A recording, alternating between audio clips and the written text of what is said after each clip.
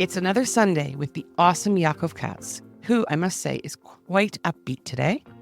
And it is also a beautiful early fall Sunday, early afternoon in Toronto, Canada. September is the most glorious time of year here, in my view, and I'm enjoying my last few days in my hometown. And I am also pushing my awesome editor and sound engineer to the limit. It's tough when he's in Israel and I'm 7 hours earlier, because editing time gets into bedtime and he's got a lot of little kids running around at home. So I will be quick with the intro, and he certainly will be happy to hear that I plan to return to Israel and be on the ground late Saturday night. That is, if my flight isn't canceled again. It's been a wild 2 weeks for Israel in its conflict with Iran and various proxies, but most notably Hezbollah recently. Last week it was pagers and walkie-talkies, interspersed with a string of Israeli strikes, killing many of Hezbollah's top leaders and military commanders. This week, it was the stunning assassination of Hezbollah leader Hassan Nasrallah. Clearly worried about being targeted by Israel, Nasrallah was meeting with his key colleagues in an underground bunker in Beirut. And the Israeli Air Force dropped some megabombs on the building he was in, flattening it and eliminating the target, which was him. And yes, there were unfortunate civilian casualties, which are, sadly, inevitable in war. Perhaps Hezbollah should rethink its practice of operating militarily in civilian areas. As this Israeli operation was going on, Prime Minister Benjamin Netanyahu was delivering a speech to the United Nations General Assembly. It's interesting. Many people in North America think it was brilliant. Yaakov and I, and probably most Israelis, have a different view. But you'll hear us in due course. If you are interested in watching and listening to the speech, we've included a link to the full speech in the podcast notes. You will see that the UN General Assembly chamber is nearly empty when Prime Minister Netanyahu speaks. That is for two reasons. Bibi's last-minute confirmation that he was going to attend meant that he was scheduled at the end of a very long week. So, many diplomats went home early. There were also many diplomats who made a point of walking out as soon as the Prime Minister took the podium. We would expect no less from the United Nations. We also, in the course of our discussion today, referred to a notable tweet made about what Nasrallah's death might mean for the future of the Middle East. And it was put out on X, or Twitter, by Jared Kushner, President Trump's son-in-law, who has been quiet for the last few years on matters political, that is. But Jared Kushner's tweet was long, thoughtful, and surprising, because he is not known to comment publicly as he did. It also drew a lot of attention. Ya'akov and I discussed this briefly, but I have also included a screenshot of the tweet in the podcast notes so that you may read it. But the main point of the discussion today is, what next? Will Hezbollah attack Israel? Will Iran attack Israel? Will Israel attack Iran? Where is the United States? Where are the Western allies on this crazy situation? Who, if anyone, will fill the leadership gap? There are so many questions, and we do our best to suggest possible answers and outcomes. I'm Vivian Berkovich, former Canadian ambassador to Israel, and now in Toronto after an extended visit, and I'm very much looking forward to returning to my kibbutz home in southern Israel, which is much, much closer to the state of Tel Aviv than I am now. Stay with us. Hey, Ya'akov. Good morning. Good afternoon. Crazy Sunday. Thanks for being here. A good Sunday. It is a good Sunday, isn't it? I think it's a great Sunday. Okay, tell me why. I think the world is a better place. I think the world is a safer place.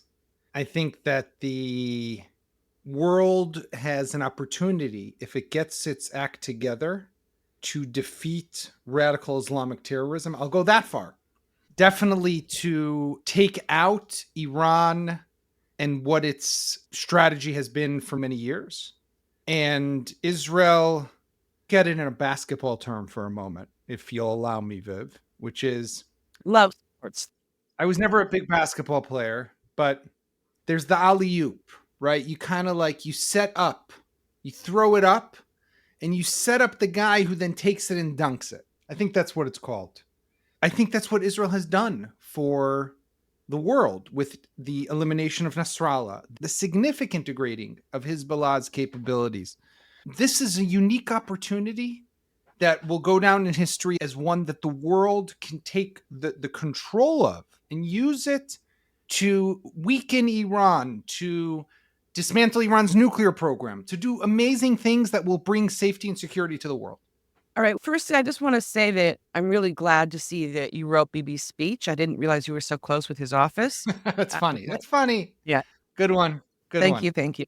I'm the guy who said he never should have gone to New York. I'm the guy who was like tweeting Friday. Why is he in New York? This is before Nasrallah was killed. So you were part of the deception plan. Bibi was saying there was no deception plan. That's the biggest piece of horse shit, by the way. Pardon my language. The whole deception plan is like one big. First of all, I got three things I'll say about the deception plan, the so-called. Right? Okay, and we're going to get on track because I want to get back on track. But what's the deception plan? Just for our listeners who might not have not heard the elaborate deception plan, is that Netanyahu's whole trip to New York in the middle of a war was meant to put Nasrallah to sleep and let him think that he could actually go out of his hiding place and go into the command center in this bunker in the Dakhia. And that's why it was. Okay, so first of all, you have to look at three things. One is where it came out. It came out from the prime minister's office. Okay, so that's already suspicious in of itself. Number two, now let's remember the prime minister scheduled his trip from Thursday until Saturday night. We're supposed to fly back Saturday night. That was the plan. Get a weekend in New York. Speech was Friday. Right now, this is a usual tactic we've seen the prime minister use over the years. They always schedule something on a Friday whenever they travel, so they get the weekend in because God forbid you fly on Shabbat, right? We are the Jewish state of Israel. And this prime minister, as we know, and I say this sarcastically, folks, if you can't notice, is very observant when it comes to religion, huh? Not at all, but wants to not fly on Shabbat. So anyhow, the weekend is a known thing. Now, what happened here, apparently, so they said he did this to put them to sleep, etc. Really what happened was Monday that already came up in the cabinet meeting. Wednesday it came up in the cabinet meeting again. No decision was made. The prime minister apparently asked for them to wait till he comes back. And what happened on Friday was that there was an operational opportunity that presented itself. It was happening right now, and he had to make the decision. To his credit, he made the right decision. Good. That is part of being prime minister. He made the right decision. But this was no deception plan. Thank you for clearing up the non-deception plan. But you still did write the speech, though. And it's interesting because North Americans and North American Jewish people, they were just going crazy about that speech. They thought it was absolutely brilliant. Brilliant. I know. So listeners, if you could see Yaakov's face, and we're going to go AV one day soon. He's grimacing. So I made a point of watching it late last night. Maybe that's why I had trouble falling asleep. I don't know. But I've also been binging on the Menendez brothers Netflix series. You're better than me because I did not watch the speech. I did because I wanted to be prepared for you. And I got to say, it was like another canned BB speech to the base. And he was tired. But I've seen him give brilliant speeches. This is not one of his brilliant speeches. In any event, he gave the speech. I watched it. Yippee-doo. So we have just to recap before we really get into the guts of what I want to talk about with you today, which is, of course, where we're going, which nobody knows, but you're going to do your best. So we have, like, over the last, 10 days, we have the pager fiasco, right? It's about 10, 11 days ago, where pagers start blowing up. They all blow up simultaneously, 2,000 or 3,000 pagers in the hands of Hezbollah operatives. And then we have the next day, walkie-talkies, same thing. So they go from pagers.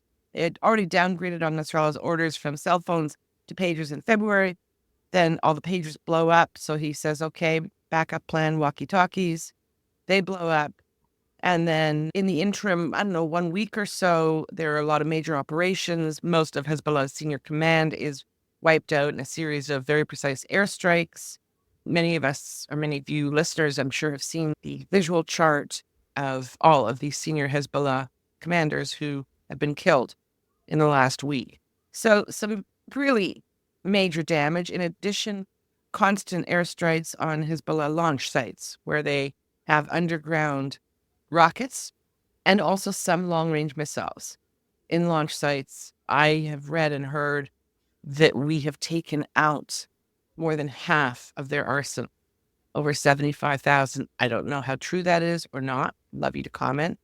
And then we get to this grand, not finale, but moment where the prime minister gives the green light to literally drop the bomb on where Nasrallah and his senior Hezbollah colleagues are meeting in Beirut.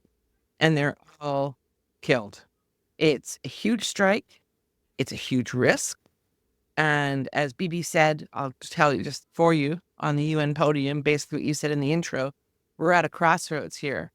We in the West, we can either have, he holds up two maps, he loves his visuals. So one of them is blessing and the curse. Blessing and the curse. And the blessing shows how so many countries in the Middle East that were formerly sworn enemies have come together and are cooperating and have great plans to build railways and fiber optic cables that go thousands of miles and trade and all kinds of good stuff. And it's real between Saudi and the Gulf states and Israel and others. And then there's the curse, which of course is a map where the countries are a big black mark on the map. And it's Iran and Iraq, and it stretches through to Syria, Lebanon, and the Mediterranean. And it's okay, which do you choose, West? So before I let you have the mic, literally, it's quite a moment because on the one hand, I think it's fair to say that Israel was free or felt freer to act as it did because we are in this period where we have something of a lame duck president and we're into the last final 9 yards to the election, right? And so there's never going to be a more opportune moment to do a strike like this than now. On the other hand, there's a lack of leadership at the moment in the U.S. to do anything terribly bold and certainly to step up as the leader of the free world and rally the allies around the U.S. to say, yeah, we're going to do this now. We're going to take out Iran. We're going to transform civilization, frankly, and we're going to end this threat. It's a tall order. So, on the good Lord giveth, the good Lord taketh, right? On the one hand, prime circumstances, perhaps, to do these sorts of operations that Israel has been doing for the last 2 weeks, but not prime circumstances to coalesce the West into a united front to do what needs to be done from here on in. So you're right. Maybe Israel served it up. They set up the dunk in a basketball game. They served a great meal on a silver platter. But is there anyone to dunk? I don't know. And that is, unfortunately, when I look at it, I am concerned that the answer is that there is nobody to dunk. And that is because the world is weak. The world does not understand the unique opportunity that has presented itself. And the world until now has not been willing to take the necessary steps in action to really confront and tackle Iran. Before you go on, I want to stop you with the world because it's too general. Okay. The United States of America under the Biden administration, and I would go as far as to say definitely the European Union, but really who's disappointed me now are the Brits and the French. And I think that particularly France has really failed. And Macron has sent completely the wrong message. And I get the historical connection that France has with Lebanon. We don't have to get into it. But the way he's been talking as if Hezbollah is not there, as if it's some, just in general, this whole language of the way the world has been, the way America and Europe have been towards Israel. We have allowed Hezbollah and Iran to attack us for a year on our northern border. We've evacuated 70,000 of our people. We did nothing in return. We restrained ourselves for 11 months. Finally, 10 days ago, 2 weeks ago, we decided it's time to fight back. And there's a few reasons why it happened 2 weeks ago, but put that aside. Now we start to fight back. We launched the most accurate military strike in the history of the world with the pagers, just targeting bad guys. Now, were there stories of where some kids were killed? Apparently. Sad. But if you are a bad guy who leaves your beeper on the kitchen table and your kid picks it up as it explodes, can we be responsible for everything? Don't be a bad guy, right? That's sometimes going to be the better solution. But anyhow, we do that. We start to pick off the top terrorist leaders. We take out their cruise missiles, their long-range missiles. And what does the world say? Israel is fueling conflict. Have you lost your mind? For 11 months, we do nothing. We let them turn us into a little ducks in a shooting range. And now we fight back and the world wants to crack down on us. America and France and Britain, you guys are missing this amazing opportunity that has presented itself. Because really, Iran is the problem. And to really take on Iran, we need this global coalition. We need the superpowers to come together to help. And so I'm not optimistic. Don't get me wrong. I'm not. And even to the extent, if you pick up on this stuff, Viv, the statements that the Americans put out every time we kill someone in Lebanon, have you been seeing those statements? I was going to raise that with you and say, like, is it just me or is this like a new thing? Yeah, no, this was done without us. We didn't know. Yeah. What is that? Someone was explaining to me. Lebanon with Nasrallah they didn't tell us until the planes were already They didn't tell us. It wasn't us. We had nothing to do with it. So I was trying to think, what could they be? Because you see it the first time, you're like, okay, I don't know what that is. Second time, third time, fourth. But then you start to think, why? So someone explained to me that they want to remain neutral because they're trying to negotiate this deal. 11 months of failed diplomacy. They're still trying to negotiate. But I think, why do they put out that statement? Because they don't want anything to lead to any type of conflict. They want to be the most neutral. They don't want to have anyone come after them. They don't want to be tied to anything. They don't want to be forced into anything. And that's why, back to your question, they're going to miss this opportunity. That's what it is. So let me ask you, there was a really interesting long statement put out, or analysis piece, I can call it that, put out on Twitter last night by Jared Kushner. Did you happen to see that? Okay. I thought it was very peculiar for a number of reasons. What was your reaction when you read it? Jared Kushner's tweet? The long tweet where he goes into an analysis, yes, of what's happening and why it's happening. And he is a combination of military security intelligence analyst and also seems to have some information that I've not read or heard anywhere else. And first of all, I thought it was a fantastic tweet, to be honest. Right. I thought it was. It starts with September 27th. It's like a day of history, of change, etc. Okay. So you read the tweet. You thought it was an excellent tweet. I thought it was really interesting and excellent, too. I was also very surprised to see a tweet of, I don't follow Jared so religiously or closely, but it seemed to be very unusual and have a degree of confidence and inside information that I've not read or seen or heard anywhere else. Jared Kushner is the son-in-law of Donald Trump. We know he has strong financial ties to the Saudis, who have been financing his business ventures to the tune, I believe, of billions of dollars. He talks to lots of people, and he would be very sensitive to how they may be viewing events and the message that they want to get out. You tell me what you thought when you read his tweet, because I think it's more significant than just a tweet. No, I think it was very interesting. I think it had a lot of interesting information, but I think what was more interesting was the fact that he tweeted it, right? And because he usually doesn't take these types of very political stands and positions. I don't know what the motivation was.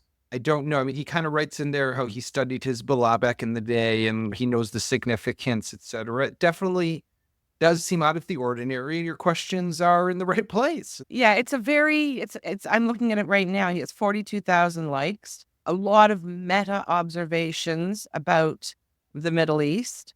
And I think that the assumption that I'm making is probably made by many others, that he is expressing thoughts that others have been sharing with him or perhaps asked him to share. But he's an interesting kind of conduit to the public for many of the interests in the Middle East. So Jared's interesting tweet was an interesting digression. But back to sort of who is going to take charge, who is going to lead, because Israel cannot corral or coalesce the various Western interests that need to come together. And there's a lot of discord, as you pointed out already. And we have a month and a half until the U.S. election. And I don't think that, I think Trump would love to jump on this one, but he can't. And Kamala Harris will avoid it like the plague. Would you agree? Oh, for sure. Listen, part of what the Americans' whole strategy has long been is they want to avoid any conflict with the elections 5 weeks away. They want to avoid, Biden wants to be able to leave the White House with some sort of legacy of bringing stability back to the Middle East. They don't want this. The whole claim right now that Israel is fueling conflict, that Israel is stoking the flames or whatever, is just so wrong and warped. Yeah. But it comes from a place of where people think that we should be the ones who should be quiet more. We should be the ones who should be restraining ourselves more, as opposed to understanding this historic opportunity. So, in fairness, the Secretary of Defense, Lloyd Austin, put out a very strong and supportive statement after the strike.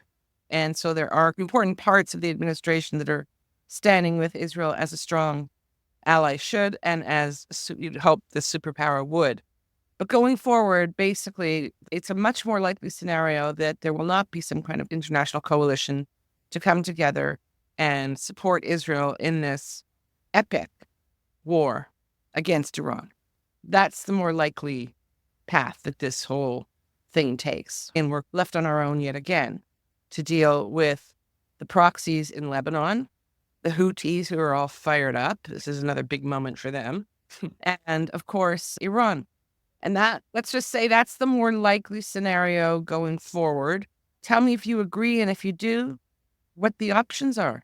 They're very tough options for Israel. No, first of all, I totally agree with you. I think that's the sad reality, and that's one that Israel's going to have to live with. And the question is really going to be, is Israel going to keep this up? I mean, we're seeing today, for example, continued strikes in the Dakhia, continued pressure. Israel's not letting up. It's keeping it going. And I think it makes sense because it's identifying some sort of paralysis there. It's identifying that Hezbollah is having difficulty launching some sort of retaliation. The Iranians are likely contemplating what they should be doing. So they're also, everyone is not sure and uncertain. And if I'm Iran right now, I'm looking at how quickly the strongest proxy that I created, the one that was really supposed to be the sword dangling over Israel and the West, how it's falling apart, how quick it can be decapitated. I'm rethinking my whole strategy. So for Iran, which, by the way, there were people who for a long time claimed that Iran is a paper tiger. And yes, that there were. Yeah, and is more bark than bite. We saw in April when the Iranians attacked Israel on April 13th, April 14th with 300 cruise missiles, ballistic missiles, drones, 99% was intercepted. 1 or 2 missiles did land here. It didn't really cause any damage, no real casualties. But it was a point of where people said, 1 second, is this all they have? Or was this just a test run of what they could potentially do? I don't know. But if this is all they have, and this is how easily Hezbollah, can be degraded and eliminated, and maybe we do ourselves into a fear frenzy when we don't really have to. Now, I don't know. I'll tell you what's been in the back of my mind, but I have nothing to base this on at all. We, for years, have been scaring ourselves of what Hezbollah could one day do. 5,000 rockets a day, 5,000 missiles, great devastation. You remember a few months ago, people were buying up generators. There was a genuine fear of a Hezbollah attack and what it could do to the home front. And this didn't come from out of nowhere. As a reporter, I know I was told this by the IDF generals, right? They were saying it. For the record, I did not buy a generator, but I did stock up on a lot of really inexpensive portable flashlights that had long battery life. You did better. And water. Water I have. Water we have. And I always made sure we had some canned food in the house. But anyhow, I wonder now if it wasn't for a different purpose. If it wasn't there might have been the real deception. Because you got to figure the pager situation, we've known about that for a long time. This wasn't something that happened yesterday. Right? We've had that in place. The intelligence on their cruise missiles, we probably had that in place for a while. We've been tracking and following Hezbollah for a long time, gathering intelligence on everything they have. So why would we, if we knew that, why would we want to scare ourselves? And I think that the reason we want to scare ourselves, we wouldn't want to let them think that we know anything about them. We would want them to think that they really are powerful, that we really are scared. And this would prevent them from looking into, let's say, oh, where's this pager from? Maybe this pager is an explosive device. In other words, it does put them to sleep to some extent. I think that might turn out to have been the greatest act of deception. And you know why I think that's possible? Tell me. Is because when, I hate to plug my own book, but when I did the research for the bombing of Syria's nuclear reactor in the book Shadow Strike, one of the great things that Israel did there was a lot of interesting elements, but we deceived ourselves. We started to tell ourselves stories because we had to explain why is now the military preparing for a war with Syria after the Second Lebanon War in 2006? Like, why in 2007 do we think there's going to be a war with Syria? There's no reason to think that. So the army started to tell stories of how Assad thinks he could take Assad, and they're doing this, and they're buying that, and they're training this. It was all deception to get the army ready and to get the country ready for a possible war with Syria, which might happen when we bomb their nuclear reactor. So we've done this before. Yeah, but this is the same IDF, Northern Command, in fairness, but this is the same IDF that on whose watch October 7th happened. That is the hardest thing to come to terms with.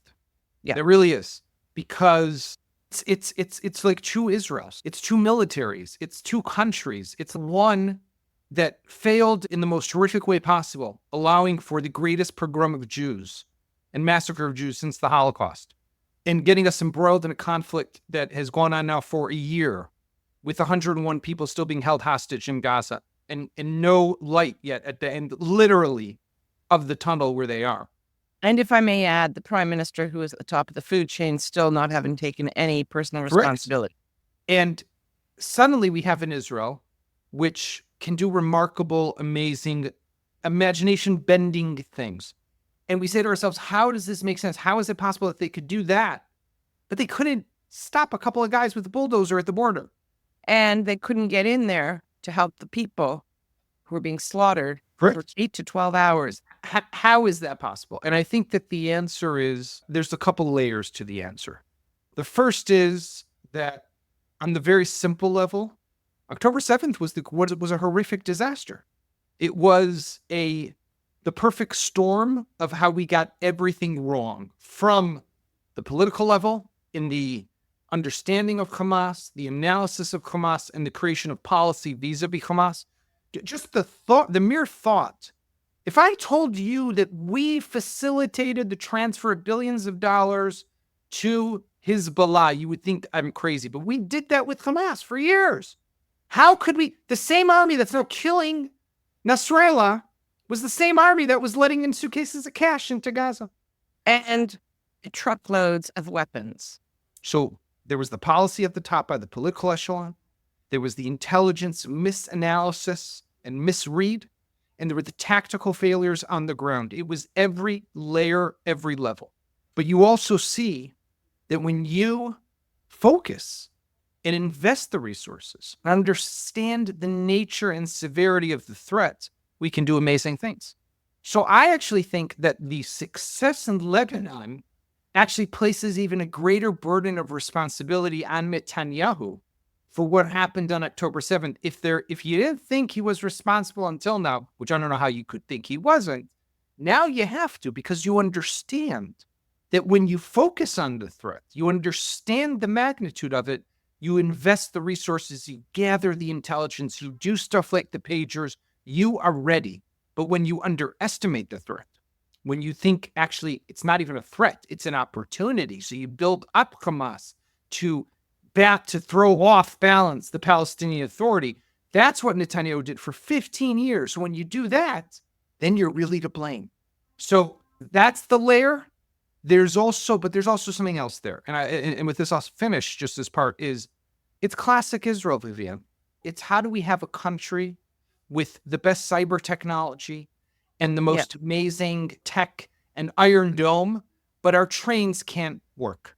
And we have shitty public transportation, or we have roads that are like from the 15th century. Like, how is it that our electrical system is still, and wires here in Jerusalem, at least where I live, are still mostly all above ground, when all over the world, the cables are buried underground? Because when there's a snowstorm here, you don't lose electricity. It's just, sometimes we're so advanced, and sometimes we're in the Middle Ages. Look at how incredible, how mind-blowingly creative we can be when we put our minds to it. So we have the contrast, of course, between what happened and did not happen on October 7th, and how the IDF and the Air Force have been handling the Northern Front. Now, in fairness, it took them 11 months. They have sat by and allowed the displacement of up to 100,000 Israelis from their homes and the almost complete destruction of so many towns and villages. and query whether or not that was delayed, that intervention in Lebanon, for cynical political reasons. But let's not go there.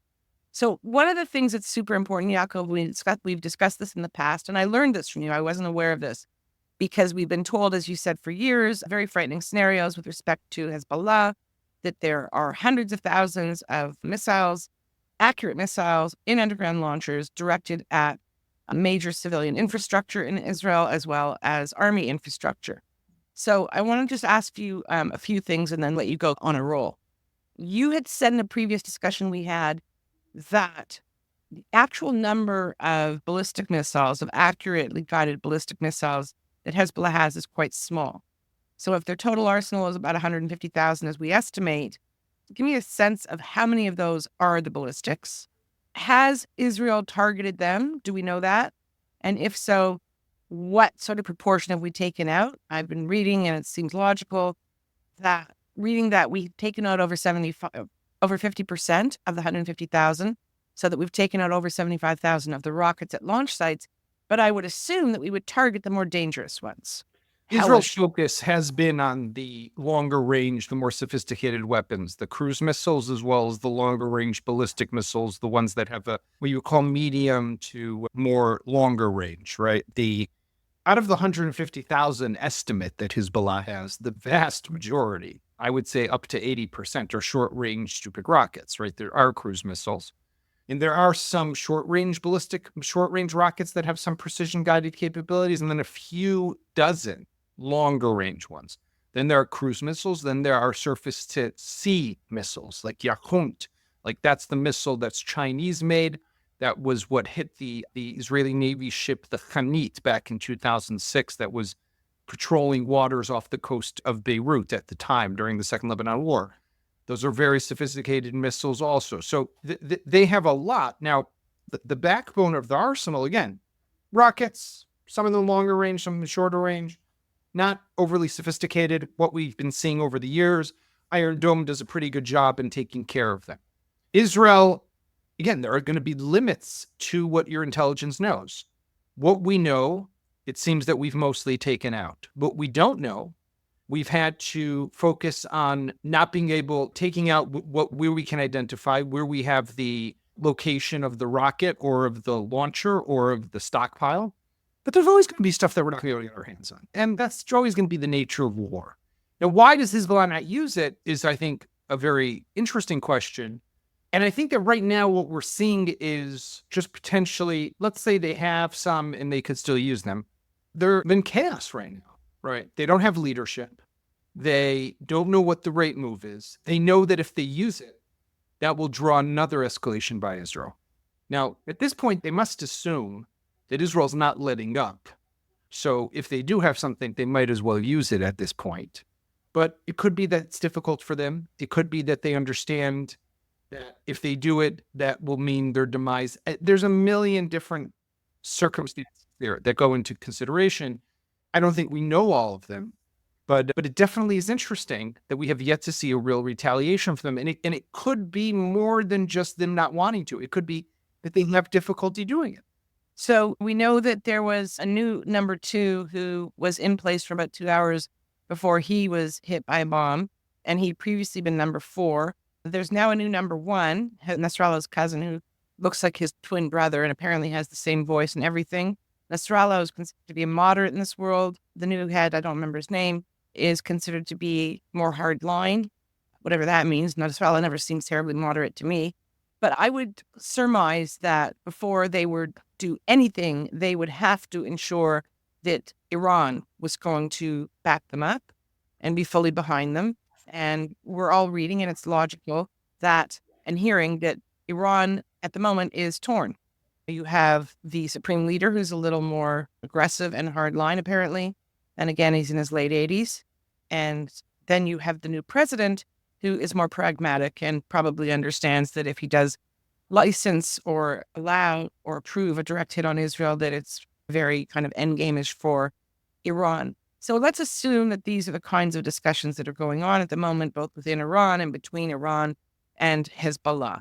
And as you said earlier, we're all going to be on the edge of our seats watching and seeing how this unfolds because nobody really has a clue. The hostages, and we're going to finish on that. We have 101 hostages. We believe there are still somewhere between 50 and 60, possibly more, alive, and nobody's talking about them anymore. There is the claim, hard for me to tell you how real it is, that what is happening in Lebanon is going to have an impact on Hamas and Gaza.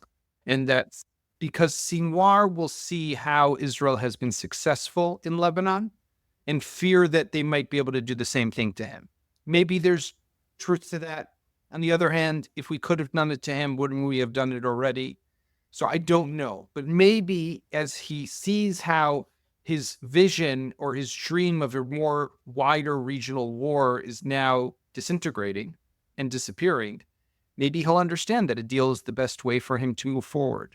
And in absence of anything else, that's the one thing we can hope for at the moment, right? That I think we're adults and we understand that there's no one big military operation that's going to bring them back.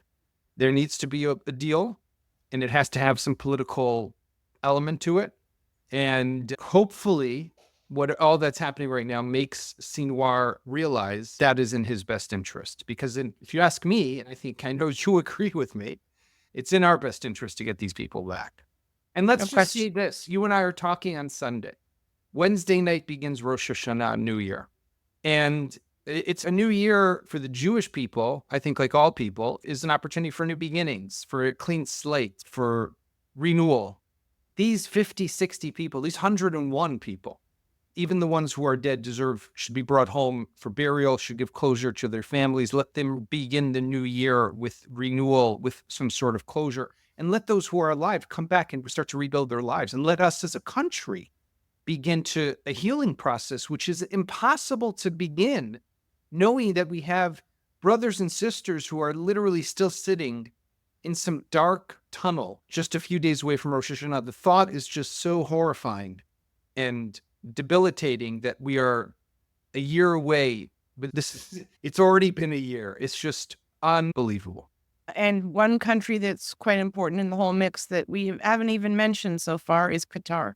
So in my view, if there is any country that is going to be able to manage to pull off a deal like that, where the hostages are freed, it is Qatar. Qatar has been remarkably quiet in the last 2 weeks. Well, except for the emir who slammed Israel from the UN podium and accused us of war crimes and who knows what else, right? Real good friends, let me tell you. Yeah, they're not real good friends of anyone. And it's that is the greatest act and operation of deception that they have the West, particularly the United States, pretending that they're friends and allies. But I'm going to close on this note. I saw the very sympathetic movie about Ronald Reagan recently, actually in a real theater, like with seats and everything. It was basically me and my daughter and nobody else. In that movie, it was really interesting to see because, of course, it brings back so much. I remember everything very vividly. And as you'll recall, and I'm sure you've heard about this, as soon as Ronald Reagan was sworn in, the Iranians freed the hostages they had been holding, the American hostages they had been holding for over a year from the United States Embassy. A brief historical note for our younger listeners, or those who may not remember the details of this very important event clearly. For more than 444 days after the Iranian Revolution in 1979, the regime held 52 Americans hostage. Many attribute the one-term demise of President Jimmy Carter to his handling of this foreign policy crisis. And then along came Ronald Reagan. Hollywood charm, charisma, American toughness, and a hawkish stance on Iran. It is no coincidence that on the day of President Reagan's inauguration, January 20th, 1981, every single American hostage was released by Iran. It was an incredible moment that anyone alive remembers. It was seismic. And my point here is that if Trump is elected, we just might see the same kind of reaction from Hamas with respect to Israeli hostages. Whatever one's opinion of President Trump, he is feared in the Middle East. regional leaders understand that he often does what he says he will do. And he has a track record. Recall that when President Obama threatened Syrian President Assad, that if he used chemical weapons on his population, that the Americans would respond militarily. President Obama said that was a red line that America would not tolerate. But as it turned out, he did, because Assad did use chemical weapons, and Obama did nothing. When the same situation faced President Trump several years later, he did bomb Syria, whether one agrees or not. Again, in the Middle East, following through turns heads. People pay attention. And Trump followed through. That resonated in the Middle East then, and it still does today. Not only is Rosh Hashanah coming up, so is the one-year anniversary of October 7th, Yom Kippur, and then, of course, after that, the holidays of Sukkot, ending with Simchat Torah. Simchat Torah was the day on which October 7th happened. It was on a Saturday. And shortly after Simchat Torah this year is the American election. And it's actually possible, I think, that should Donald Trump be elected, we would see a repeat of what we saw with Carter and Reagan in 1980. If Donald Trump was elected, I'm going out there. I hear you. I'm going to take the fifth on that one for now, but I do think that there's no doubt that a change in leadership in the United States, and it might be Trump and maybe Harris, but I think that there's no question right now that the Iranians and Hamas and Hezbollah are pretty sure that nothing great is going to happen to them with the current outgoing administration. That we could take to the bank. What I wanted to do was just test out my chops on all of this kind of Hollywood style stuff, because we've been living kind of Hollywood stuff for the last couple of weeks. That would be a Hollywood ending for the hostages as well. And if it doesn't come sooner, I hope it comes shortly after the election. Ya'akov, thank you so much. And Shana Tova. Shana Tova. And next week, I'll be in the same time zone, probably totally jet lagged and whacked, but a new year and a new time zone. Thank you, Ya'akov, as always.